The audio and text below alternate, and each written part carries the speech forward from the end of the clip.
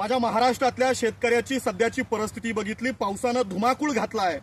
कित्येक शेतकऱ्यांची शेती वाहून गेली आहे, पिकं उद्ध्वस्त झाली आहे, गुरंढोरं वाहून गेली आहे, जनावरं वाहून गेली आहे, कित्येकांची घरं पावसानं तुटून गेली आहे, घरं वाहून गेली आहे। आणि अशा परिस्थितीमध्ये माझ्या महाराष्ट्रातला शेतकरी पूर्णपणे उद्ध्वस्त झालाय। या वेळेला माझ्या शेतकऱ्याला उभं करणारी मला कवी कुसुमाग्रजांची कविता आठवते, ज्या कवितेमध्ये कवी कुसुमाग्रज म्हणतात, ओळखलत का सर मला पावसात आला कोणी, ओळखलत का सर मला पावसात आला कोणी, कपडे होते करदमलेले केसांवरती पाणी, क्षणभर बसला नंतर हसला बोलला वरती पाहून, क्षणभर बसला नंतर हसला बोलला वरती पाहून, गंगामाई पाहुणी आली गेली घरट्यात राहून, माहेर वाशिन पोरी सारखी चार भिंतीत नाचली, मोकळ्या हाती जाईल कशी बायको मात्र वाचली, भिंत खचली चूल विजली,